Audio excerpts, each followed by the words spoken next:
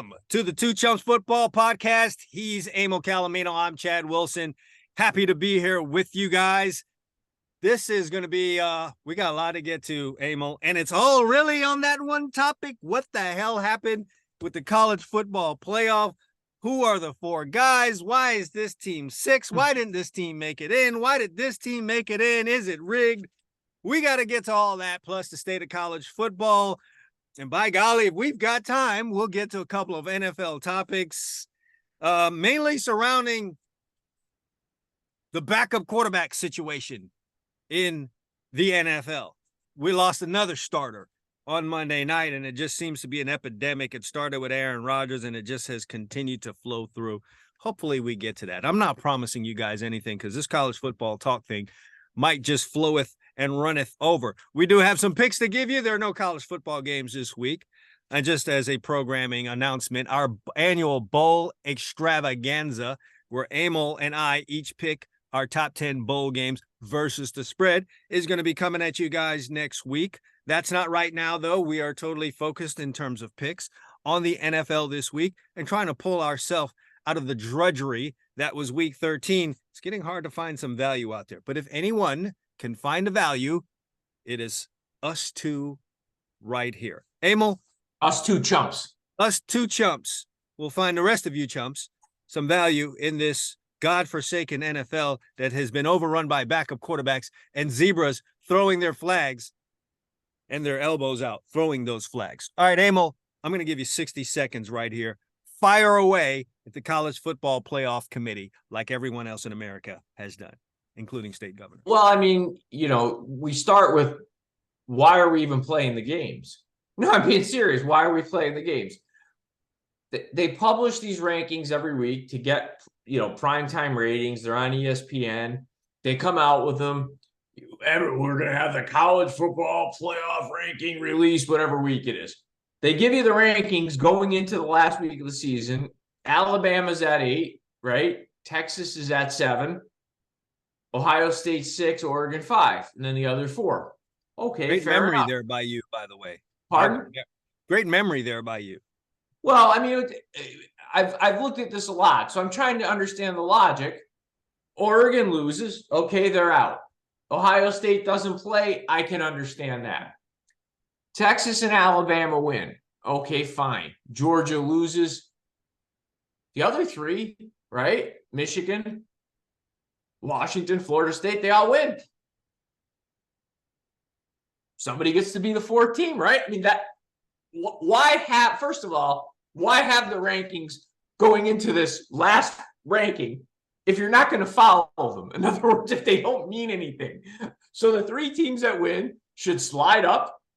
Georgia loses. Okay, you go down. That's a playoff game. You lost your SEC championship. Pick who you want to be the 4th team. Texas or Alabama, right? Let's be honest.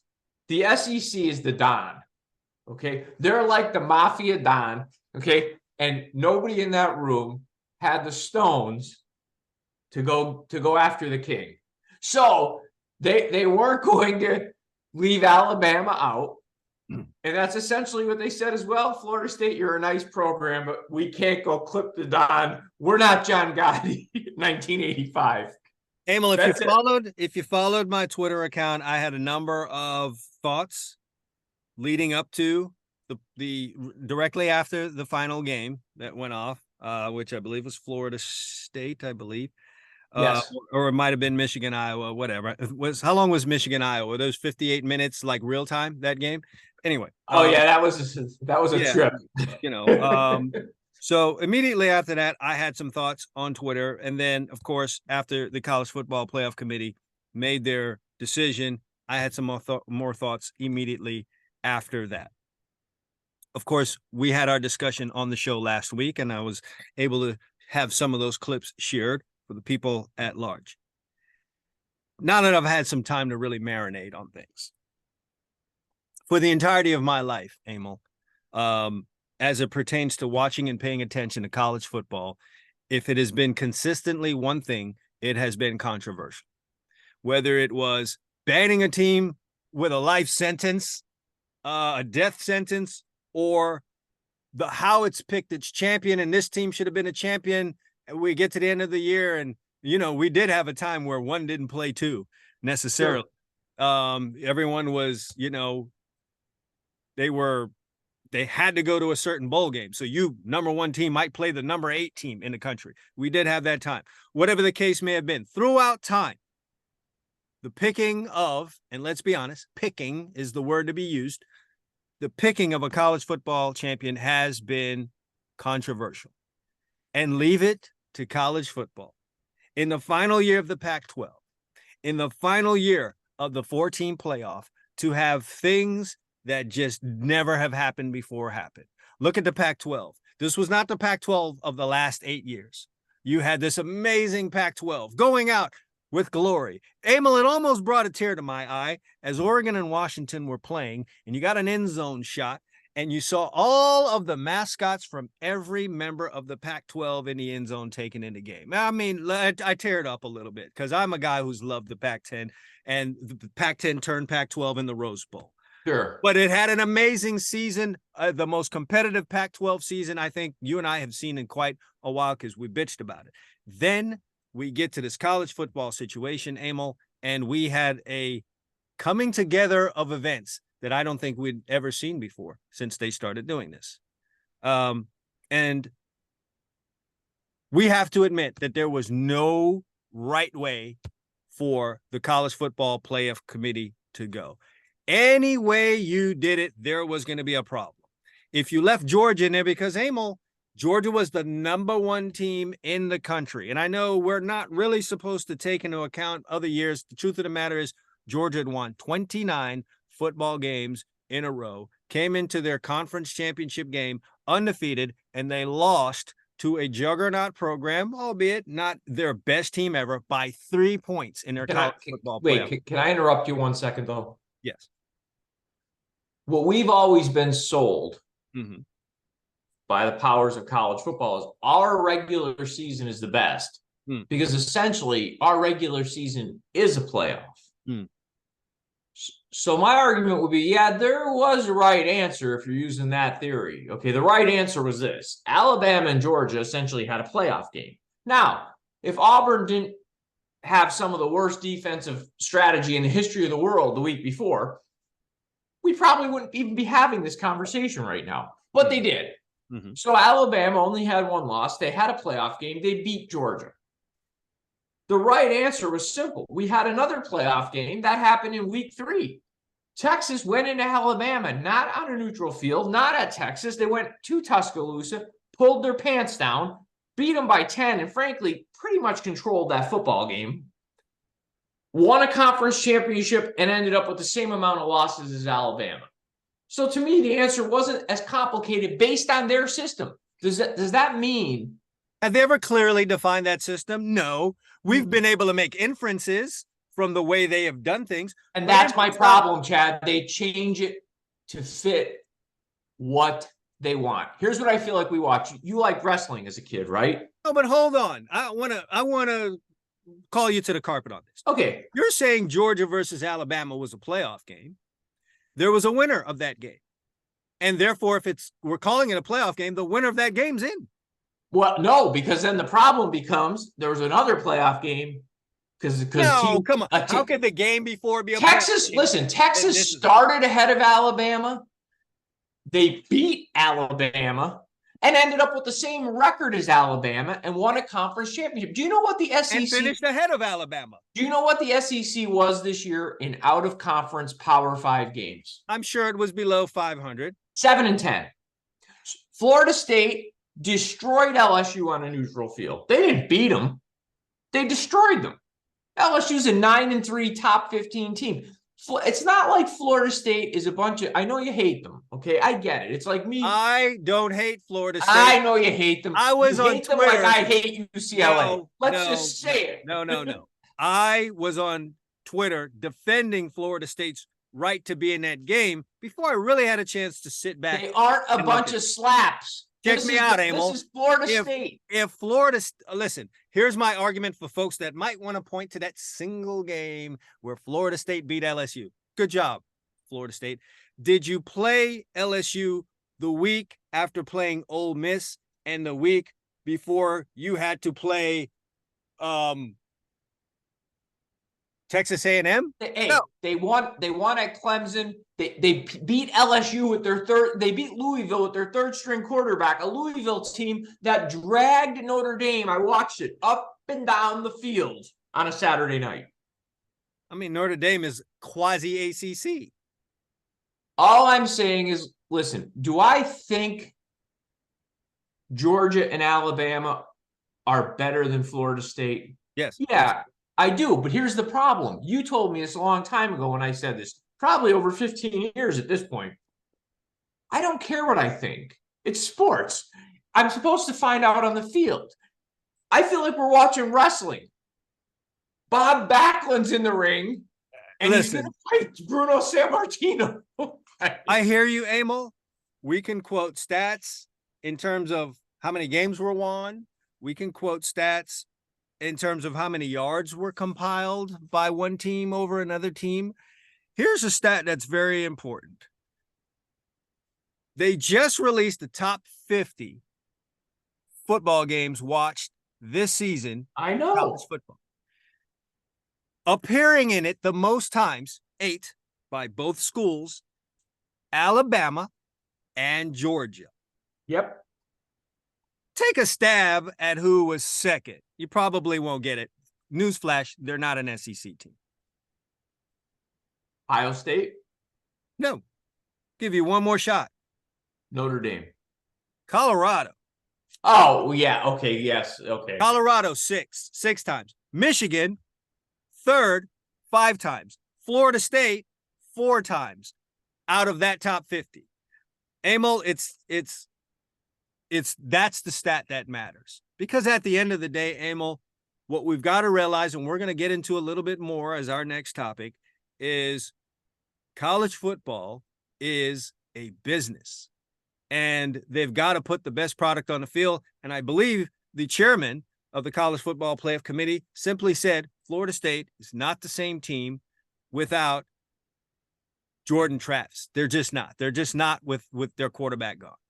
They're not. What he should have said is they're not as entertaining. Because here's the thing he's trying. Again, let's go back.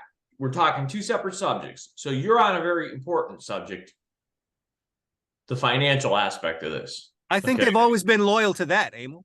Always. How you win is not important as if you win. So here's the point. Florida State's got a really good defense. I mean, a lot of, you know that. There's a lot of NFL players on the defense. Nobody ever said you have to win games 45-35.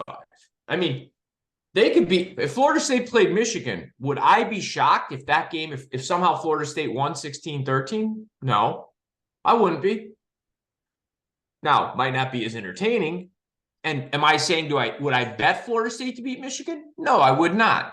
But that's how they would go about trying to win. Well, how about you do this? I mean, we pick games on the show and we do it quite well. As an odds maker, right? Let's just say you're Donnie 2 times his cousin that works in the casino. Hey, okay. What do you need? Give me the point spread if number 1 Michigan is facing number 4 Florida State in the college football playoff. What's the point spread? You know, Chad, I'm going to put that one at about 9. What's the point spread now that we've got Alabama in there facing Michigan? I have to be honest, even though I'm doing a football show with you today, I didn't check the lines yet on those games. I want to be surprised. Okay, even better. What do you think it is? I think the line on that game is Michigan minus 2.5. Well, Emil, that's what it started at. So really good job there by you. Did it? Yes. Started at 2.5. It has now been pounded down to -1. 80%, according to BetMGM, 80% of the bets are coming in on Florida, on Alabama. 93% of the money line bets are coming in on Alabama, and that stands to reason because the underdog usually gets the money on money lines. You know, it takes a sharp person to put up more than they're going to get back. That's usually the real-time bettors doing there. But the overwhelming majority amount of the money is coming in on Alabama to beat Michigan. I don't know if that's ever happened in the college football playoff where number 4 has seen the majority of the action against number 1. Yes, and I'm not debating any of that. What I'm trying to say is, right, you have a program in most, goes back to what I said to you the other day. We'll get to the other part you want to talk about later in the show with backup quarterbacks. But the reason the NFL dusts every other sport and head to head kills college football in terms of viewership is simple. Yes, the regular season, there's some big time games like this week, and you have some dull weeks. But when you follow it, at the end, there's a program, and they tell you if you do this, this, and this, here's how you make the playoffs. And then we put these 14 teams in there that did this, this, and this. And it is the height of professional sports are the NFL playoffs. College football does the opposite. They entertain me all year. Oh boy, I'm going to watch USC Notre Dame. I'm excited. I get the fight songs. I'm going to watch Miami against Florida State. All the individual games, fantastic. I got cheerleaders. I got fight songs. I got horses. Then we get to the end, and they say, okay, we're going to put 80 teams in bowl games. You're not going to watch 36 of them, okay? But you're going to gamble on them, okay? And we're arbitrarily going to make a little playoff based on who we want to see play each other. And then when it's all over, we're going to call one of them our champion. And that's college football. Emil, I've got a question for you. I mean, I hear you. And listen, I could make that argument along with you as to why Florida State deserved to be in there. It's kind of easy to make. Undefeated, conference champion from a Power 5 team. Really simple. College football has never been simple. But this is a simple thing for you. Would you rather see Hulk Hogan versus Ricky the Dragon Steamboat, or do you want Hulk Hogan versus Andre the Giant? What's going to make you come to Hulk Hogan, Andre the Giant? What's going to bring you to Madison Square Garden?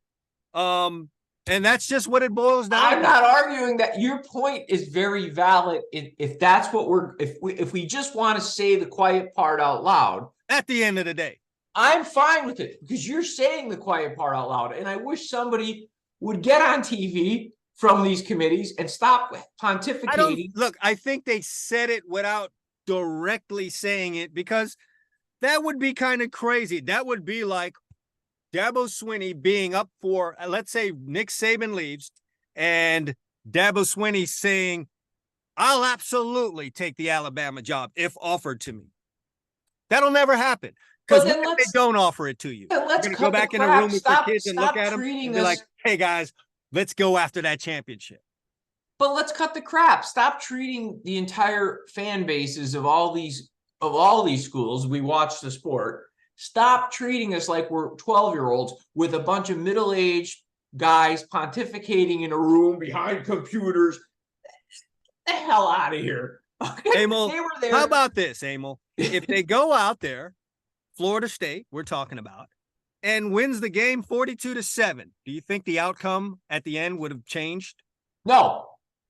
You really think so? No, I think no way. I beg to differ. Listen, when I sat there and thought about it on Sunday after they did it, the first thing that came to me is the SEC is the mafia don of college football. And you sound like a Yankee for real. No, nobody was going to go and cut their legs out from under them. Texas or Florida State was going to get screwed. So bottom line is, after seeing what happened, the winner of that SEC game was in, and maybe Texas would have been left out if Florida State. Wait.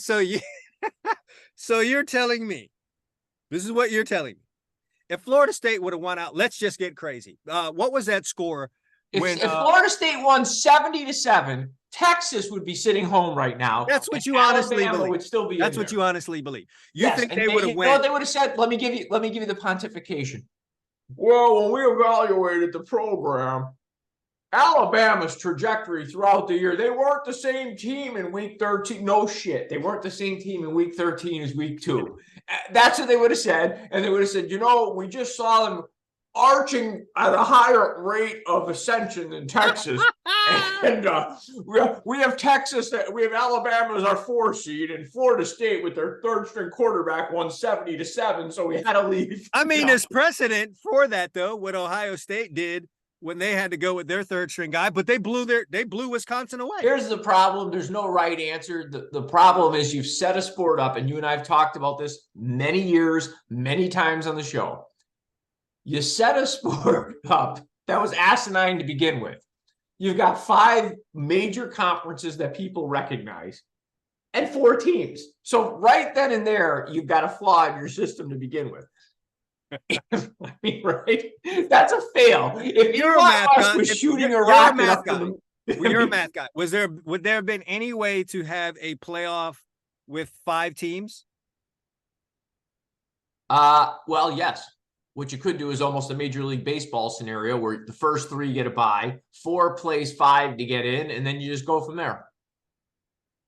Would that have been so bad? No, you would have had the top 3 teams would have gotten an extra week of rest. 4 would play 5 on a neutral field, go from there. Wouldn't be hard. And you do that Army-Navy week, like immediately? Sure, you could do it immediately. Have 4 play 5. That's it. I wonder if that ever was. And how interesting would that be? Because now we would have a game this week, right, with Alabama playing Florida State. That's a tough road for the play-in winner, but yeah, it is in baseball too. And guess what? It would also reward teams for the great regular season. My point is, there was a million ways to do this that would have had some. You understand that if we had done it that way, we would have had the controversy of Georgia wondering why they weren't. You're always listen, there's 68 teams in that damn NCAA basketball tournament and 69 through 72, bitch. Okay. Yeah, you hate to see it, Emil, but at the end of the day, you have to admit, for all that you've said and the very passionate argument that you have done, leaning into the camera, so I know you got passion on it, is we're happy to see Alabama playing Michigan in that round 1. Are we not? Is this not a good setup? Texas playing Washington, Alabama playing Michigan. I mean, God's sake. But I mean, let's be honest. The thing we all love about sports is, right, we like the fact that most of it, at least when they get between the lines, eliminates the BS of everyday life. Sure. No matter what happens, you get out there and play, somebody wins, you earn your way up, and somebody gets the Super Bowl or the World Series championship or the NBA title. And those sports all have a system. They don't make the rules up. And I know what I think, and this will get a little bit into where we go with this show, into NIL and everything else. I don't necessarily know if college football cares if they get a real champion. No, the money flows. The money absolutely flows, but man, every sport has their controversy. All right. Baseball is, it's just the teams at the top all the time. It's the Dodgers, it's the Yankees, it's the big payrolls. All right, cool. NFL has their story now with the officials. That's a problem. You know what I mean? And Emil, I just want to say a quick note on the NFL. Watching this NFL season and the officiating week to week, I'm really afraid for the playoffs. The game's getting faster. Yeah, well, let's keep that because I have some thoughts on that too. Yeah, I'm worried about that. We could go in a lot of directions. All I'm saying with college football, I think we're fans, and I read a good article today, and CBS Sports, the guy had a good article, not about the playoff, but about the fact that I think where they try to sell college fan bases and where people do themselves as fans a disservice. Enjoy the sport and the games. Too many fans are out there thinking our whole season is garbage if we don't win a national championship. And this should show you that winning a national championship is as much about skill sometimes as it is about politics and luck. Because Florida State did nothing this year that says they shouldn't have a chance to win a national championship. Right. On the field. They did nothing. Part I could agree, other than your quarterback getting hurt. And what sucks for them is he was such a big part of what it is that they do, especially, offensively. He's such a big part of what they do. Honestly, Emil, they needed to score 30 to 40 points in that game to have a chance. But imagine like the NFL doing that. Like, okay, Patrick Mahomes is hurt. The Chiefs really didn't look that great with him. You know what? We're going to replace them Yep, we decided we're going to replace them. We could go on and on forever why we don't do that. Because it would be a lot more entertaining if we could get a very, very hot, I don't know, Pittsburgh Steelers team in there. Don't they do that with the officiating? All right. Let's get on to the NIL. We beat that up a little bit. Yeah, the NIL, amongst other things. The state of college football, Emil, you know where I am? Because I've done enough bitching about it. I'm in the mode of acceptance. This is the forward pass. This is a full face mask on your helmet. This is 4 or 5 wide receivers. This is hurry up offense. We're just going to have to adapt, and I'm not going to sit here and beat down the sport anymore. It is a full blown, it's free agency right now. It's about the dollar. And I think it's beyond free agency, though. I mean, I'll accept it like you because it's wild free agency.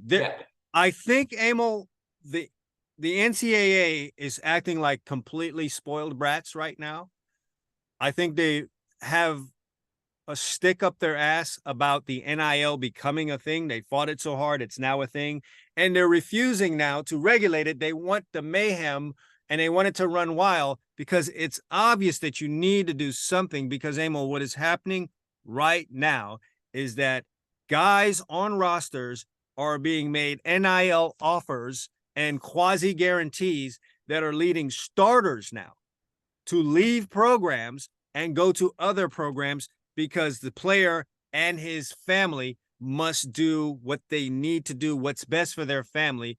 And that is, if I'm only getting $500,000 at XYZ school, and this other school is saying I can make 1.1, 1.2, the best thing for my family, especially in the world we live in today, where the common folk has $1,000 car payment, is to go get that $1.2 million because the NFL is not guaranteed. Success in the NFL when you're picked is not guaranteed. I know right now we can get 1.2 and let's take care of the family. That's where I'm accepting like you are because what's the point? I have no ability as myself to change it. I enjoy the games on Saturdays, watching them. I'm not going to sit here and say I'm not going to watch the games. I will tell you this, my passion for the sport is not what it was 20, 30 years ago because, again, there's certain things that you can change about a sport. You talk strategy, the forward pass, the face mask, run and shoot offense, whatever. That's fine, but they've changed the composition and character of the sport to the point that we don't have kids making one transfer because the coach is screwing them. That I understand. We have guys on 3 and 4 teams. I mean, we had, I can't even say his name, help me. The kid who went from Clemson to Oregon State, the quarterback. I'm glad you brought that up because that segues into what I want to, be when you he's going. I'm gonna let you finish your now. thought. DJ Ugalele. Yes, Clemson, Oregon State, good year at Oregon State. Let's go back to the ACC, maybe Florida State or Louisville. Well, yeah, there are a couple of suitors there, not just those couple. I'm going to read this from his father that he posted on Twitter. He says, I posted this almost 2 years ago, right before I created an NIL company. I got a lot of heat because I said, and I quote, it's not about what schools you like anymore. It's now become a business decision. I got so much backlash because of making this statement. It insinuates one to be all about the money. Well, 2 years later, look at all the athletes in the portal now. And we'll talk about the portal in just a minute. He goes on to say, I'm talking about starters, not backups. They're all in the portal because this has truly become a business. It's not about loyalty to the team or the program anymore. Coaches and players are leaving and looking for better deals, and you can't be mad at them anymore. It's a business. This is the new landscape of college football recruiting, and you have to be smart and make the best business decision for you and your immediate family. Emil, if you were in a situation where you were paycheck to paycheck, or you're just middle class, which in this day and age should give you some anxiety because you're just one step away from lower middle class, and your son is making $500,000 annually at his school, and he has the ability now to make 1.2 or 1.5, what do you tell your kid?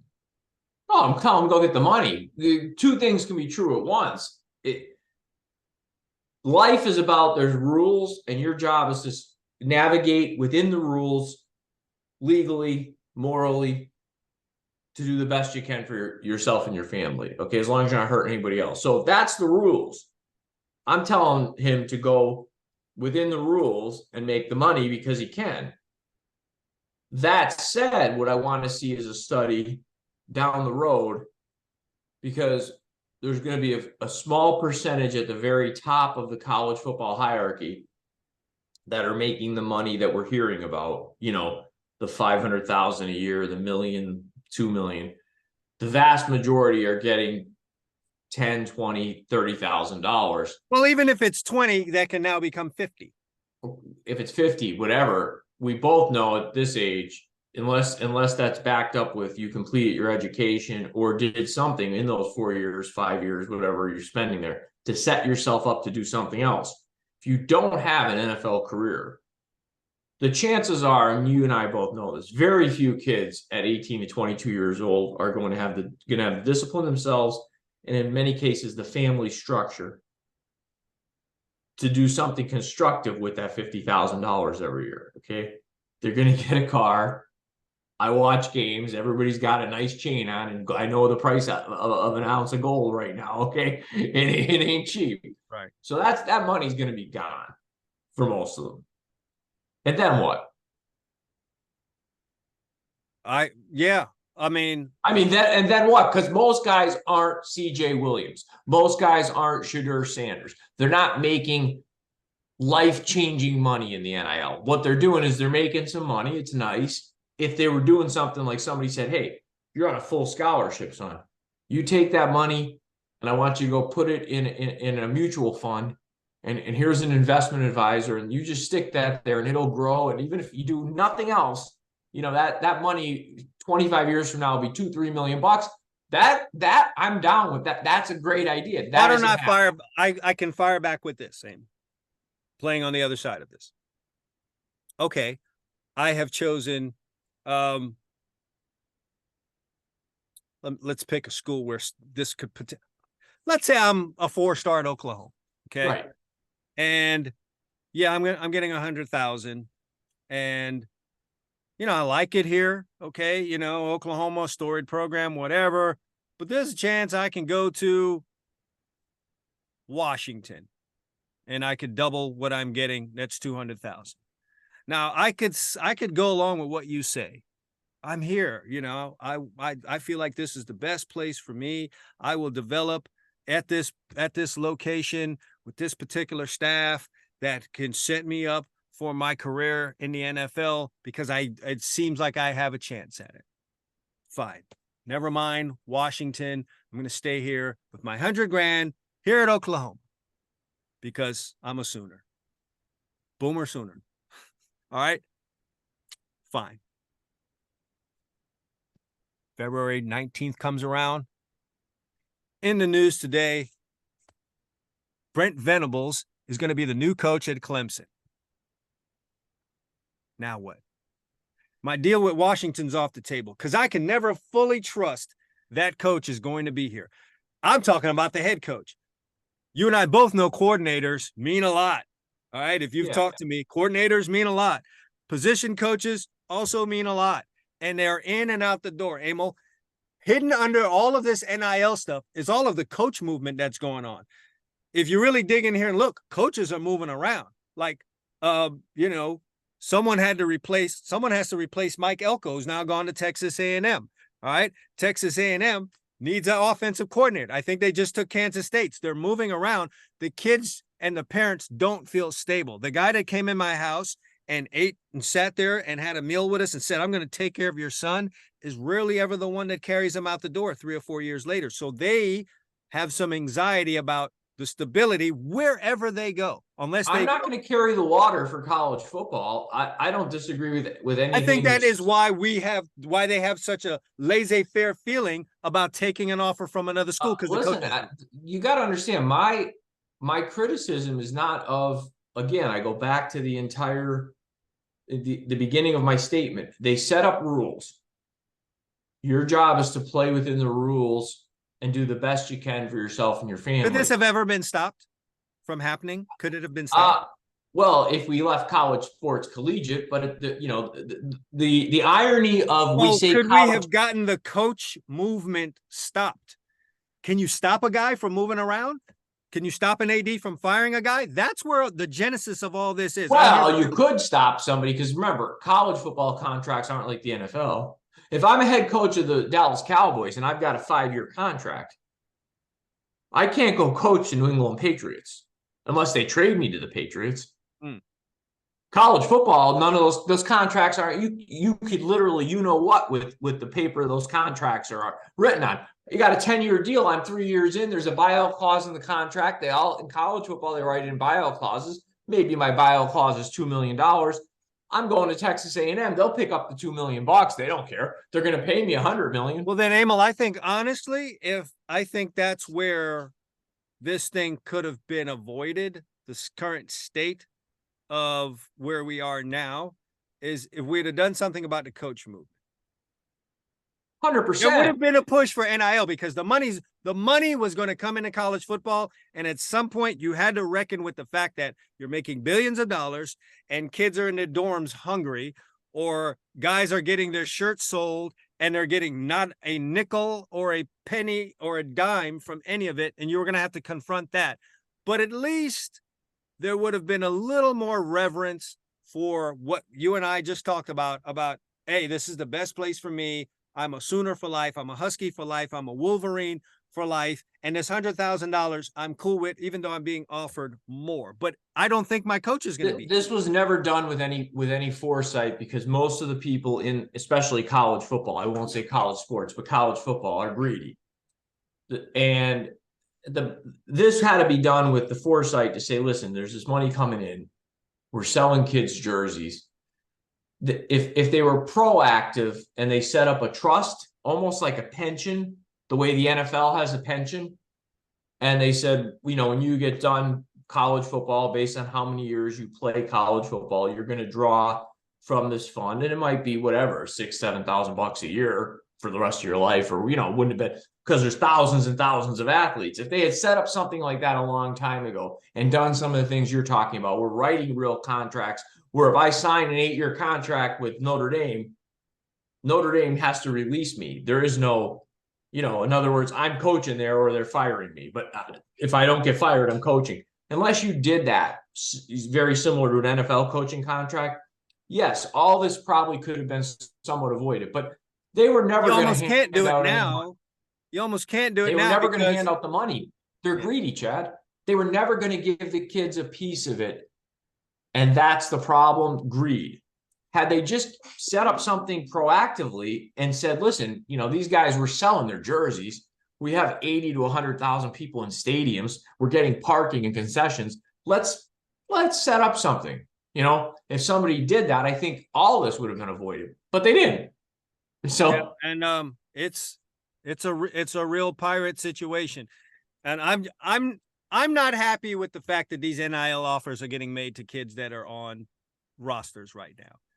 It's not legal, but no one's going to stop it from happening, which just well, I think you hit on something. This is almost, in my view, what you said. It's almost like a passive aggressive move by the NCAA to say, you know what, you guys wanted this, stew in it. That's the look. Yep. And it's terrible. You're just going to, okay, it's not going the way that we want it. We're just going to let this thing get run into the ground. And it's that part of it, man, is just really, really annoying to me. Some stats here. On day one of the transfer portal opening up about a week or so ago, 1,183 college football players entered on day one, Emil. Day one. And if you are a parent or you happen to be one of those young players, maybe a high school guy or, God forbid, a college football player watching this, you got to really think about what you're doing. You're one of 1,183. The picking in there, it's it's going to be difficult for you to stand out. And I know delusion is a big part of the recruiting thing for the young mind. You think you're something and then you're not. And finding out late is bad for you because guys get stuck in the transfer portal, this mythical place. They get there and they gave up their scholarship because all of these schools aren't taking you back. And then you end up at home. Man, you better be damn right. You better have a really good reason for going in that portal. And it can't be, oh, I don't get along with my coach or I'm not starting. God damn it, man, you're a freshman or you're a redshirt freshman. Stick it out. Yeah, but what's the point of sports, right? We're supposed to learn life lessons through sports. Very few people, let's be honest, right? Learning the financial lesson. All kinds of lessons. What you just said, stick it out's a lesson. I mean, that's part of life. Very few people are good enough at any sport to make money playing it professionally. Very few, no matter what the sport. So what you really hope to get through sports is you enjoy it, you get camaraderie, you learn good habits, whether it's training, how to deal with other people, how to stick it out when things aren't going your way, and you apply those throughout the rest of your life to hopefully have a decent life. And we're losing all that. You know, I'm a freshman, I'm not playing, I'll bounce out of here. I'm a sophomore, I didn't like the scheme there, I'll bounce again. We got kids that are in college 6 years. They're on 5 teams. I feel like I have a baseball card for like Dave Kingman or something like that. I mean, there's a host of reasons why guys get in the portal. I'm not going to bury my head in the sand and say that's not a big part of it. The other part too is coaching changes. I fielded a couple calls for some guys I've trained or guys that I've worked with at Gridiron Studs, which is heavily involved in college football recruiting for high school athletes. And the deal is, hey, man, I came here for this coach and this system, and I don't know what's coming in here. Or the new guys come in and this is what he runs. And I'm telling you right now, it doesn't suit me. And it's a difficult thing for a kid to go through coaching changes. I obviously went through them, several of them, but both of my boys went through coaching changes while playing college football. And it's not always the best thing. A lot of times for guys that are, starters, it can be a real difficult thing. It's a brand new way of doing things here at a point where I'm about to get up out of here and I need to be at my best. I got to learn something brand new, or I got to be forced into something that's just not best for me. I'm a stand-up rush in and we're going to run a 4-3 now. And I need guys. I need my guys. I think this is probably a good off-season show because it's a whole show, because I actually think, like, if you really, we use the term, we throw the word college around a lot. At the highest level, especially in football where guys are there more than a year, because basketball, let's be honest, they just say, oh yeah, come and pretend you're going to be in college for a year. The season ends. I mean, I have a guy locally here who's got a son-in-law who works at the University of Kentucky with the basketball program. First year guys are NBA guys. As soon as the season ends, they go train for the draft. So they went to school for a semester. Basketball, at least they've made it, they admit it's a joke. Football is still trying to pretend it's collegiate. It's not.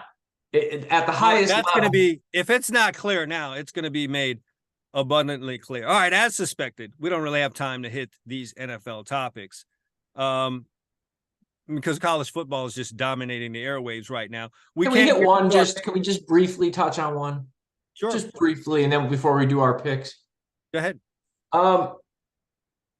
I was going to ask you, and I saved it for the show because I was absolutely perplexed watching this Jets thing unfold. And I don't even mean the rumors with Aaron Rodgers chastising them. Aaron Rodgers, by the way, was right saying that, who's ever leaking this stuff, that's BS. But I just didn't understand from the jump the way the Jets coaching staff and organization handled the Zach Wilson thing. Yes, Zach Wilson is not at this point, 3 years in, he's a young player.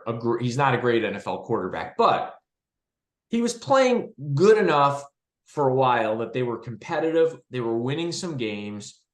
He threw the pick at the end of the game against the Raiders, I believe it was. I think it was Sunday Night Football or Monday night, but 16-12, I think they lost. Threw a late pick. And all of a sudden, the Jets go to Tim Boyle. And I had to look Tim Boyle up, okay? 29 years old. He had made 4 starts. Okay, so this was not a young player. This was a guy who's been around, has never had any success at this point at the position. So you take a guy that you drafted in the top 5, who's 3 years in the league, that was at least doing something, and you put Tim Boyle in. And then on top of it, you take this kid and basically deactivate him. I mean, you put Simeon second. And I'm watching this whole thing, and I watched the first game Boyle played, and I'm like, this dude doesn't even belong in the NFL. Emil, these are the kind of things that happen when you give too much credence to media, fans on Twitter. You follow fans on Twitter and listen so hard to the media, you will make awful decisions. And if the New York Jets staff and anyone involved in making that decision, because I don't always put it on the head coach, sometimes that decision is made above your head. If they felt in some way, shape, or form that Tim Boyle was going to be that thing that flips this around from being a team that is a 500 team, let's call, or maybe a little sub 500 team, to now a team ripping and roaring on their way to the playoffs, then something's wrong with you. You don't know football like you think you know football. So this was purely a reactionary play to what was being said in social media and by the media. Because, they can't. I was astonished. I mean, Tim Boyle. Unbelievable. He threw for 53 yards more than I would have in a game. Here's what is going on. The guy had 53 yards passing. I feel you. So we've got two different quarterbacks and same situation. What's going unnoticed here is that last year Nathaniel Hackett was with the Denver Broncos and had Pro Bowl, Super Bowl champion Russell Wilson looking like this was the end for him. He was in charge of that offense. That's what he had him looking like. He was now requested by one Aaron Rodgers to come over to New York, and he's there. And Rodgers, as you know, luck and fate would have it, gone 60 seconds into his New York Jets career. And he can't do anything with Zach Wilson. They bring in Tim Boyle, same deal. Should Hackett be taking some? Yeah. I mean, listen, the whole thing is just, for lack of a better term, effed up. I mean, I just don't even understand it. Like, as someone who's not, doesn't have any skin in the Jets, I'm not a hater or a fan of the Jets. I'm watching their games.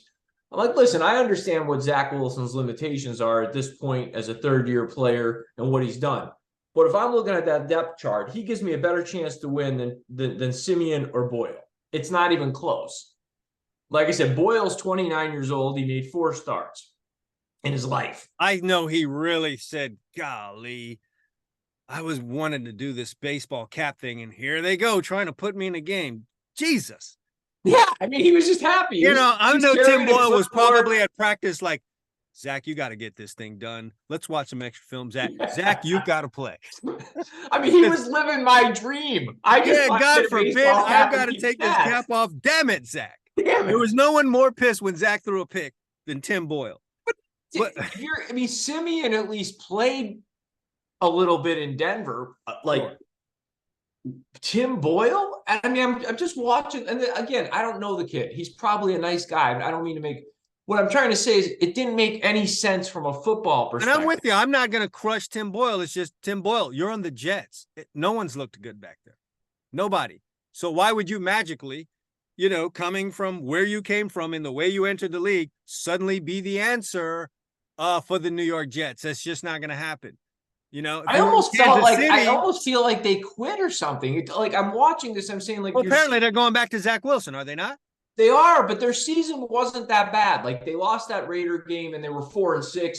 If they could have figured out a way to win a couple very winnable games, by the way. I mean, heck, they lost 13-8 to the Falcons. They could have won that game. They just figured out a way to win a couple games the way the Bengals did on Monday night. I mean, they'd be right in the thick of the playoff race, and it's almost like they just said, screw it. Yeah. Someone in that building, though, is fed up. That's why leaks are happening. They want to see some changes. They want people fired. I don't know exactly who. Well, it's hard to play defense. Listen, you look at teams like the Jets. I mean, we can't even get into it. We don't have time. The New England Patriots. I mean, that was pathetic. 6-0. Yes. Yes, the Dodgers. Dodgers. I feel worse for the Dodgers beat the Red Sox last week, at Fenway, 6-0. A couple I of feel bad for the Chargers because I mean that wasn't exactly an impressive performance. No, it wasn't. And with that, man, we probably should get into some. Yeah, let's get to our handicapping. Yes. By the way, our pick segment, as always, sponsored by Bovada Sportsbook, one of the leading and most notable online sportsbooks operating today. They've been here before the DraftKings, before the FanDuels, and all those other guys. One of the most respected sportsbooks online. Great odds, fast payouts, many options for you when you want to make your deposits, and great customer service. So, if you are a fan of sports betting, and I'm sure that you are if you are watching this show, Bovada Sportsbook is a place for you to go. Hit the link in the description. Whether you are listening to the show or you are watching us on YouTube, there's a link there in the description. Go ahead and hit Bovada. And they have nice welcome bonuses for you. For all you guys that are getting ready to go wild with your parlays during the bowl game season, go ahead and hit the folks up at Bovada Sportsbook. All right, Emil. But what happened last week? Gamble responsibly. Yes. I think I'm going to lend some perspective to our handicapping before we give this week's picks. Because, we had some people criticizing us. Last week was a bad week for me. You weren't that bad. You were 3-0 in college. You're on point, as you always have been this season on college. 1-2 in the pros. So you were 4-2. I had my worst week of the year. I was 1-2 in college, 0-3 in the NFL. Okay, 1-5. So 4. Yeah, so you taking a collar in the NFL is probably the most shocking thing that's happened. 5-7's awful, but then you always have people criticizing. So I said, let's quantify this for the listeners. Please. Okay? So season to date in college football, I'm 24-18. You're 30-12. I didn't misstate that. He's 30-12. So combined, that's 54-30 in college football. Okay. The NFL, heard that, folks. Folks, did you hear that? NFL, even after last week's collar, I'm 22-16. I have a push in there. You're 19-20. Okay, so that's 41-36.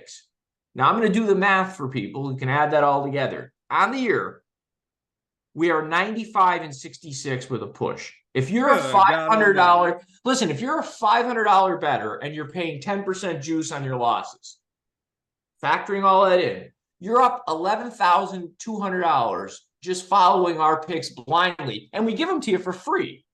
That's three car payments.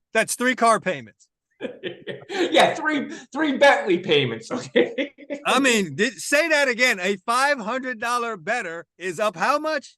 $11,200 just playing our picks blindly. So I don't want to get emails or any criticism when we have a bad week. Is there any way?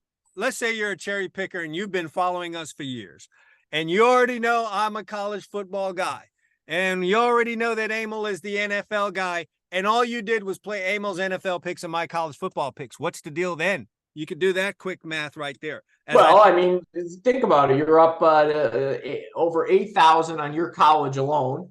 You were 52-28, and on mine, you're up about 12 grand if you just cherry picked. Unbelievable, folks. I don't know where else you're going to get that. So, I mean, it's free. So I don't want to hear what we have. This is the long game, folks. If you decided to jump in week 13 or whatever it was last week and you lost, that's a you problem. And trying to get your jewelry out of the pawn shop. We're not here for that. It's the long game. All right. Anyway, we're going to give you this week's picks and try to do better. I'll start. You can finish, and we'll say goodbye. We only got NFL picks this week. I'm starting with the team that played on Monday Night Football, and I'm convinced, even though I was busting during the game with Chad because he decided to have Jamar Chase throw an interception, which led to a Jacksonville touchdown, okay? I have to admit, I am impressed. I don't think it was not Jamar Chase, but it was a hell of a play calling. Who threw it? Was it Higgins? Somebody not named Jamar Chase. Threw it back. Yeah, the wide receiver threw an interception deep in their own territories. But anyway, the Bengals have a good coaching staff, and I'm convinced that with the way they made Browning look on a road game Monday Night Football. Yes. And their playoff hopes are alive. And amazingly, here we are. We're sitting in week 14 of the NFL season. We got a 7-5 Colts team traveling to Cincinnati. They're 6-6. And what's getting lost in all this, Colts are playing their backup quarterback, Gordon Minshew. Richardson's out for the year. The Bengals have the better roster. I know they're on a short week, but they're home and you're getting 1.5 in this game. Okay. I'm going to take the team with pedigree here, and I'm going to take the Cincinnati Bengals plus 1.5 to win, obviously win the game outright. Next one, we saw this game 2 weeks ago on Thanksgiving. I think this is an odd situation here. And if you noticed, 49ers early in the year hammered Dallas. Then they lost 3 games in a row. Now they had a couple injuries, but generally they just weren't playing good football. Thanksgiving Day, they hammered the Seahawks. Last week, the Seahawks on Thursday night gave Dallas all they could handle. Now the 49ers come off a win against the Eagles. And I think this is an odd spot for the 49ers. They got up for that Eagle game. They were wearing black before the game. They wanted to take them to a funeral. They got to play a team they just handled 2 weeks ago. A couple things here. Geno Smith, his arm was hurt in the first game against the 49ers. He couldn't throw the football. He's obviously healthy. I watched him torch my Cowboys. And let me tell you something. He's an underrated quarterback, and Seattle's got some beasts at wide receiver in Metcalf and the kid with 3 names from Ohio State. Another kid, I can't say his name, but he's a good player. Jackson Smith and Jigba. There you go. Thank you. I like the Seahawks plus 10.5 here. I don't know if they're going to win the game, but that's a big number. We've already got the 49ers hoisting the Lombardi trophy. They may be reading a little bit of that this week. And I think Pete Carroll will have his guys ready to play here. It's a big game for the Seahawks. They lost 3 in a row. Give me them plus 10.5. And then finally, another team getting a little too much love as a bloated road favorite in a national game. Monday Night Football. We got the Packers, who are playing good football. Jordan Love's impressive. Going to New York, playing the Giants plus 6.5. You know what? I'm going to grab the Giants to really hang in this game. They've won 2 in a row. Hasn't been in the most impressive of fashion offensively, but at least they're not quitting on the season. 6.5 is a big number at home in a national game. I'll take the Giants plus 6.5. All right. To summarize, Emil is going with the Bengals at home as an underdog against the Colts plus 1.5. He is going to go against Darth Vader of the league, the San Francisco 49ers, by backing the Seattle Seahawks as 10.5-point underdogs in that game. And then he is going to be Team Italian and back DeVito and the Giants as they get a welcome home from the suddenly surging Green Bay Packers. He likes the Giants plus 6.5. All right, here's what I've got going on. I've been kind of just watching the whole Raiders thing going on. You know, they got rid of Josh McDaniels and everyone seemed to be quite happy about that. Enter Antonio Pierce, and they just seem to be full of joy and love. All right, it didn't turn out to be enough in their last game or their last couple of games as they went up against a couple of juggernauts. Miami and Kansas City very well could end up being the AFC Championship game. But they had a good showing in both of those contests. All right. They jumped out to a nice lead against Kansas City before Kansas City did Kansas City type stuff and kind of ran them off the field in terms of a final score there. But they've had a bye week, chance to really get down solid on where they want to be moving forward. And now they're welcoming a Minnesota team that had a little pump from Josh Dobbs over those first couple of weeks. But what have I always said, Emil? When you hit that third week with the backup, sometimes you turn into a pumpkin because there's video out there and now people have got a bead on it. I like Joshua Dobbs as a quarterback. I really do. And I think he's a solid guy.